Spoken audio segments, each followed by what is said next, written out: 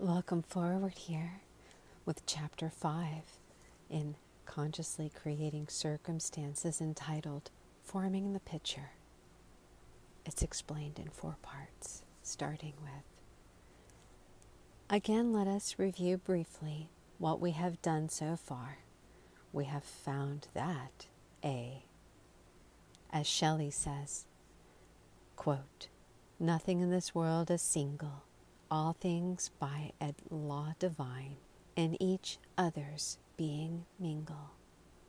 End of quote. In other words, all is one in what we term universal mind. Seeming separateness is an illusion of the senses. B, each of us is an individual expression of that universal mind. It functions in us both outwardly through our objective mind and inwardly through our subjective mind. These are really but 2 aspects of one mind, but they function differently because of our nature. Your objective mind, circumscribed in its abilities by your experience, your judgment, and your mentality in its outward dealings with this world, has but limited power. But your subjective mind, directed inwardly to all the worlds on inner planes, drawing life from the very source of everything that is, has access to unlimited power. And D, despite the incredible differences in their retrospective potential powers, your objective mind can control your subjective mind, give it orders, and plan its activities. So it sets at work for you by consciously cooperating with your subjective mind. Infinitely greater forces than your comparatively feeble conscious mentally can be commanded alone. All of this we have now checked up on, and you must be satisfied so far, or the rest of our discussion would prove a total loss to you. Our next step, to discover how the objective can control the subjective. How? In other words, can we consciously create circumstances? Through our 5 senses, we distinguish objects in our visible world according to what we call form.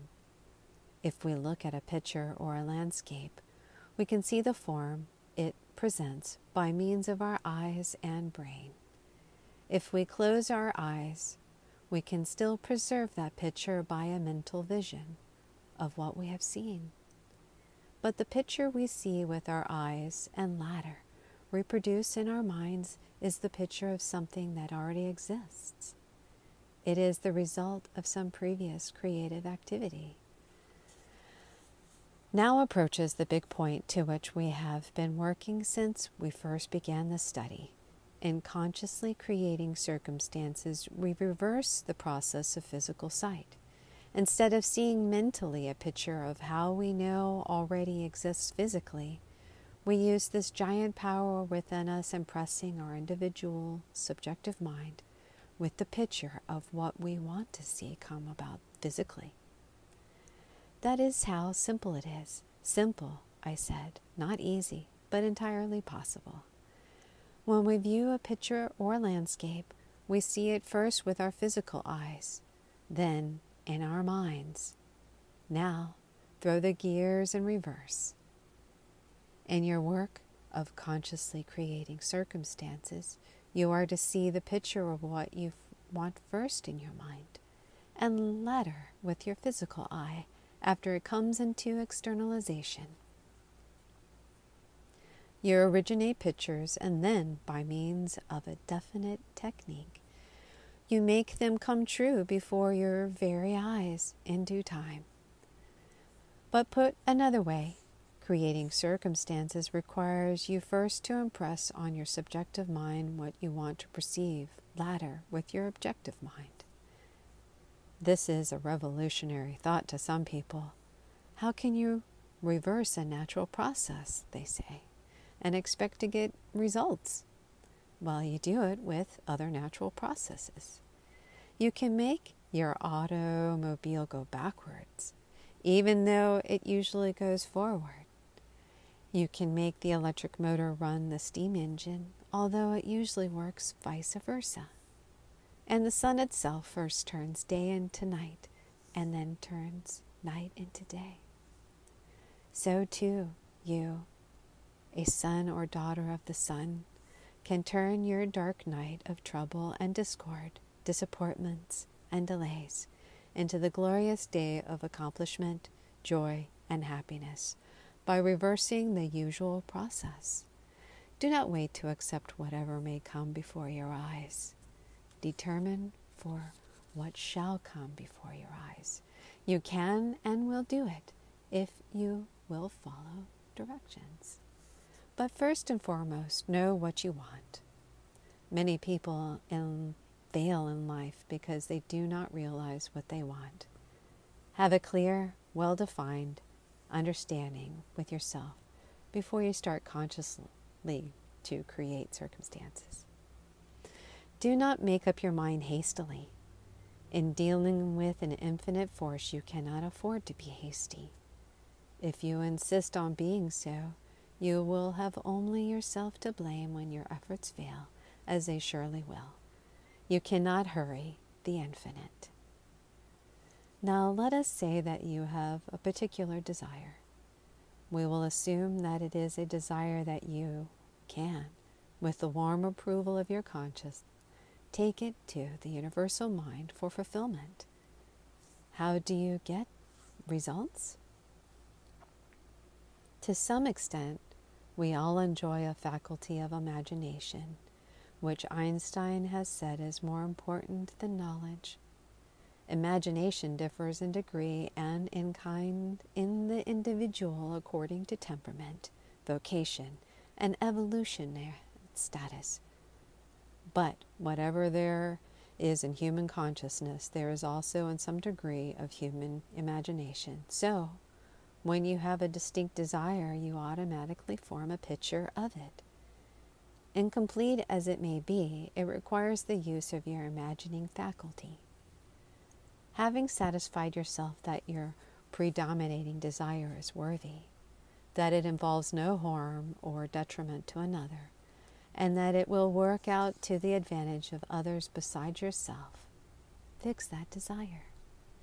Use your imagination to the utmost to develop a perfect, well-defined picture of it, not as you hope it may be, but as if it were already a fact.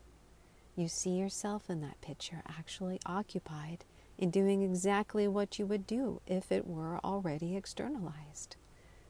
Hold this mental picture as long as you can. Concentrate on making the image complete. Do not strain or try to will it into being. Just keep the image in mind, thinking of it objectively, as often as your activities permit. Now, what are you really doing? Clearly, you are using your objective mind to decide what you want and to build up a perfect picture of what that desire brought about in your life. Lots of people go that far. But here is where 999 out of 1,000 go wrong. They make the objective mind greatly limited its knowledge and power. Try to do the rest of the job which properly belongs to the subjective mind, which it directs access to the unlimited power and knowledge of the universal mind. Once you have formed your pictures objectively, give the poor, tired consciousness mentality a rest. Leave the remainder of the job to the universal, not as a request or a hope that it will see you through, but in perfect faith, born of knowledge that your image has already been built and is bound to come to pass. Why should that have faith? Or why should you have that faith? Why will your images, if persisted in, adhered to consistently, come true in the circumstances of your daily life? What, so to speak, are the mechanics of the process? let's go back a little. We agreed that the objective can control the subjective, which means that an image formed by the objective can be impressed on the subjective as an order to be carried out. The hypnotist orders the unconscious person through his conscious control to bark like a dog. His subject barks like a dog. Your unconscious, subjective mind receives an order from your conscious, objective mind. For instance, to make you well, get you money, or whatnot, your subjective mind immediately accepts the order and goes to work. What tools does the subjective mind have to work with? My answer is all the tools, known and unknown in the universe, because it is your personal link with the universal subjective mind, which knows all, sees all, and can accomplish all things. And it will do whatever you command, because it is impersonal and has no will of its own any more than a great reservoir can refuse to let the water run out of a single spigot that is turned on. Therefore, you can entirely, with reason, have the faith that your demand will be met, that your images will come to pass in your own life, that the circumstances you consciously create mentally will come about physically, just as surely as you hear these words. For as Disraeli asserted, quote, man is not the creature of circumstances. Circumstances are the creatures of men. End of quote. These images are generally terms, thought forms, because they are real forms in the world of thought. You decide objectively what they shall become. You work subjectively to bring them about. Do not confuse the two. Let each aspect of mind do the work it can do best. The ways and means of doing so come next. Such ends chapter 5. Next chapter entitled, Impressing Your Desire.